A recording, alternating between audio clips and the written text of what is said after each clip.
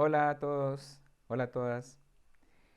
Hoy vamos a estudiar el tema de la elasticidad en su primera parte, es decir, la elasticidad precio de la demanda. Empecemos. ¿Qué es la elasticidad? Es el grado de sensibilidad con el que responden las cantidades demandadas ante un cambio en los precios. Ya sabemos que la demanda tiene una relación inversa con el nivel de precios. Es decir, que si a uno le suben el precio, compra menores cantidades, tal como lo muestra la demanda del petróleo. Si sube el precio de 20 a 21 dólares, se demandan ya no 10 millones de barriles, sino 9.9 millones de barriles. Entonces, esta propiedad la tienen todas las demandas. Entonces, una definición que tenemos probable para elasticidad es la sensibilidad con la que responden las cantidades demandadas a un cambio en los precios. Vamos a ver dos métodos para calcular la elasticidad. La fórmula general de elasticidad es la variación porcentual de la cantidad demandada sobre la variación porcentual en el precio, o lo podemos decir de otra manera, la variación porcentual de la cantidad demandada ante una variación porcentual en el precio. Es decir, que lo que cambia es el denominador y lo que reacciona es el numerador. Tenemos otra vez aquí la demanda de petróleo y esta es nuestra primera fórmula para elasticidad. Q sub 2, variación porcentual de Q, lo medimos como Q sub 2 menos Q sub 1 sobre Q sub 1 y variación porcentual de P como P sub 2 menos P sub 1 sobre P sub 1. Entonces tenemos que si este punto, 10 millones de barriles y 20 dólares por barril, es nuestra cantidad inicial, esa sería nuestra Q sub 1. Y nuestra Q sub 2 sería 9,9 y nuestro P sub 2 sería 21. Es decir que aplicando esta fórmula nos quedaría Q sub 2, es decir, 9,9 menos 10 sobre 10, eso sobre P sub 2, que es 21, menos P sub 1, que es 20, sobre P sub 1, que es 20. Eso nos da en el numerador 0,01, como apreciamos aquí, 0,01, y en el denominador nos da 0,05. Es decir, que ante un incremento del 5% en los precios, las cantidades se reducen solamente el 1%. Si dividimos 0,01 entre 0,05, nos da una elasticidad de 0,2. Bien, esa sería una forma de medir con este ejemplo la elasticidad, pero otra forma sería al revés, ¿cierto? Que no haya subido el precio de A a B, sino que haya bajado el precio. Entonces, en ese caso, las cantidades sub 2 será 10 y el precio sub 2 será 20. En ese caso nos queda esto 10 menos 9,9 sobre 9,9 y en el denominador nos queda 20 menos 21 sobre 21. Eso nos da 0,010 sobre 0,04761 para una elasticidad con su signo de menos 0,21. Siempre cuando estamos midiendo la elasticidad precio de la demanda, miramos el valor absoluto, entonces nos daría una elasticidad de 0,21. Y entonces observamos un problema que tiene la elasticidad al medirla con esta fórmula, y es que no nos da lo mismo si la medimos como un incremento en el precio que como una disminución del precio. Nos debería dar lo mismo. Como no nos da lo mismo, entonces vamos a medirla no en el punto inicial ni en el punto final, sino que la vamos a medir en el punto medio. A ese método lo conocemos como la elasticidad del punto medio. Y tiene la siguiente fórmula. La variación porcentual de Q ahora va a ser Q sub 2 menos Q sub 1, igual que la inicial, pero el denominador sí va a cambiar, ya no va a ser uno de las cantidades, sino el promedio de las cantidades, Q sub 1 más Q sub 2 entre 2. Y lo mismo vamos a hacer con la variación de los precios. Es decir, vamos a tomar P sub 2 menos P sub 1 sobre P sub 1 más P sub 2 entre 2. Si hacemos eso para los datos que tenemos de este problema, nos da 9,9 menos 10 sobre 10 más 9,9 entre 2. Y en el denominador nos da 21 menos 20 sobre 21 más 20 entre 2. El numerador al operarlo nos da 0,010050 y el denominador, como ven aquí, nos da 0,04878. Esta elasticidad nos da 0,206 con negativo, le sacamos valor absoluto y nos da 0,206. Fíjense que 0,206 es un valor que está entre 0,2 que teníamos arriba y 0,21 que lo hicimos midiéndolo como una disminución del precio. Entonces la elasticidad del punto medio nos da exactamente eso, la elasticidad en el medio de los valores que podríamos considerar como extremos, digamos, el punto A y el punto B. Y es la que se aconseja y es la que se va a utilizar el resto del capítulo. Cuando hablemos de elasticidad de cualquier tipo, la vamos a calcular con la fórmula de la elasticidad del punto medio. Bien. Listo. Ahora, ¿cómo es la elasticidad de la demanda de pan? Fíjense que es muy diferente a la del petróleo. La del petróleo era muy vertical y esta es muy horizontal. Entonces, una familia compra 20 panes cuando su precio es de 250 pesos, pero si en la panadería suben el precio a 300, solamente compra 5 panes. Si calculamos como la fórmula de elasticidad del punto medio, esta elasticidad nos daría 5 menos 20 en el numerador sobre 5 más 20 entre 2. Y en el denominador nos daría 300 menos 250 sobre 300 más 250 entre 2. Eso nos da en el numerador 1,2 y en el denominador 0,18.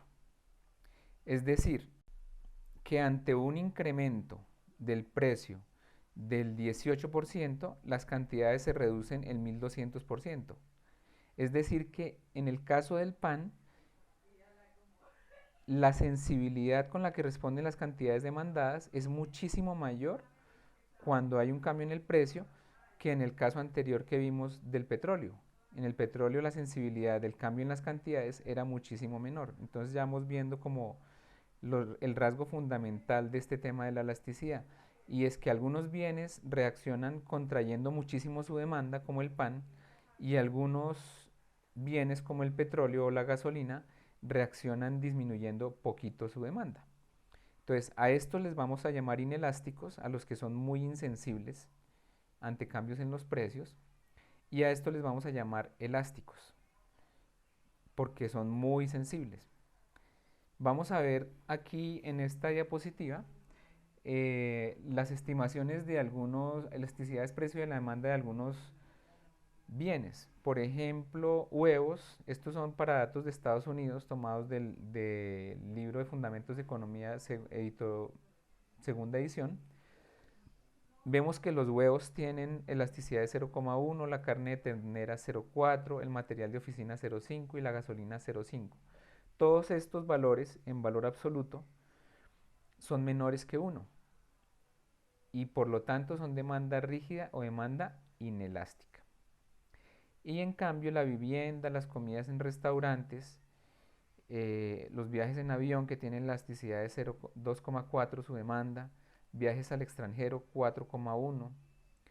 Todos son valores, los que tenemos en esta parte de la tabla, valores mayores que 1. Entonces a este conjunto de bienes decimos que tienen una demanda elástica porque sus cantidades varían mucho cuando hay una variación en el precio, y estos tienen demanda inelástica porque sus cantidades varían poco cuando hay una variación en el precio. Entonces vamos a ver qué factores determinan la elasticidad precio de la demanda de un bien. ¿Qué factores hacen que los bienes usualmente sean de elasticidad, de demanda inelástica o de demanda elástica? El primero es la existencia de bienes sustitutos. Entonces fíjense que la vivienda, las comidas en restaurante, los viajes en avión tienen sustitutos, entonces suelen ser más elásticos. En cambio, es muy difícil encontrar en proteínas un sustituto para el huevo o para la carne de ternera. No es lo mismo la carne de res o la carne de cerdo. Entonces tienen una elasticidad muy rígida. Bien, que el bien sea de primera necesidad o de lujo. Entonces, si el bien es de primera necesidad, fíjense que suele ser un bien inelástico. Por ejemplo, la gasolina. Uno no le puede colocar al carro o al coche sino gasolina. Uno no le puede poner leche o aceite al coche. Entonces, no es un bien de primera necesidad y no tiene sustitutos. Entonces, suele ser inelástico. Y el tiempo. El tiempo suele convertir los bienes inelásticos en elásticos o, en otras palabras, cuando pasa el tiempo los bienes son más elásticos que en el corto plazo. Es decir, que la gasolina en el corto tiempo, cuando uno llega a la estación de servicio, es un bien muy inelástico. Pero si uno ya sabe que el precio de la gasolina subió por encima de su poder adquisitivo, entonces uno busca otras formas de transporte. Se va en el bus, se va en el metro, se va en bicitaxi, en lo que haya en cada ciudad. Entonces el tiempo permite buscar sustitutos para los bienes que son inelásticos. Aquí vemos dos casos extremos de elasticidad. Cuando es totalmente vertical, decimos que se llama demanda perfectamente inelástica. La elasticidad precio de la demanda es cero. Este tipo de elasticidad, cuando crece el precio, es decir, el denominador, las cantidades demandadas no reaccionan de ninguna manera. Son bienes totalmente o completamente o perfectamente inelásticos. Aquí nos coloca el autor el precio de los cordones de zapatos y las cantidades de cordones. Son inelásticos. Es decir, solamente se demandan 2 por cada par de zapatos. Otro bien que solemos colocar aquí es la insulina. Bienes que son de primerísima necesidad o la droga para el SIDA. Son totalmente inelásticos porque no importa el precio, hay que seguir consumiendo las mismas cantidades. El oxígeno para una persona muy enferma de los pulmones, por ejemplo. Y el otro caso extremo es la demanda perfectamente elástica, que ustedes ven es una línea horizontal. Entonces, para este tipo de bienes, para cualquier precio superior a 5 en este caso, de las pelotas de tenis de color rosado o rosas, demanda cualquier cantidad, solamente para ese precio, pero si suben de precio ya no se demandan pelotas. Esto también podríamos pensar eh, para bienes que tienen una gran cantidad de sustitutos. Por ejemplo, las pelotas rosadas pues tienen pelotas de todos los colores que son perfectamente sustitutos, ¿cierto? Ahora vamos a ver los tres tipos de elasticidades más corrientes. La elasticidad unitaria y la inelástica son las primeras.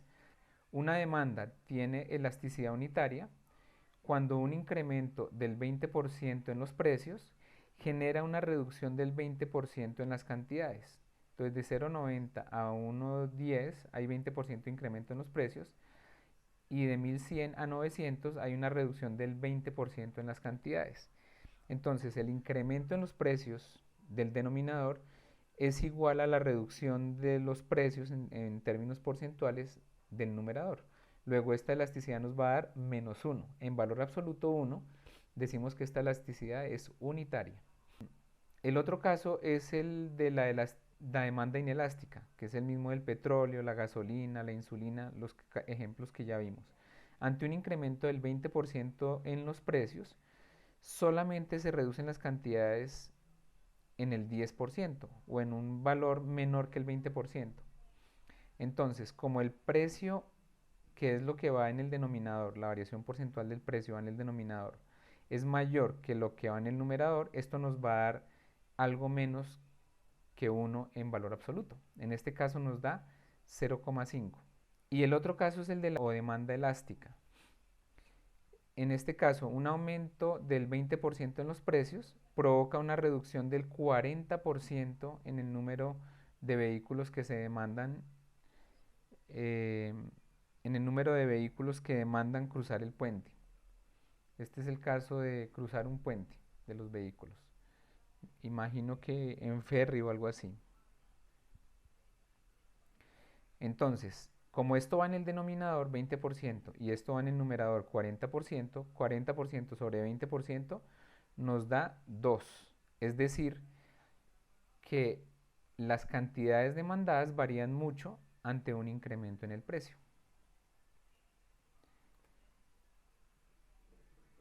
Bueno, y eso es todo por esta primera parte del capítulo 5, el tema de elasticidad precio de la demanda.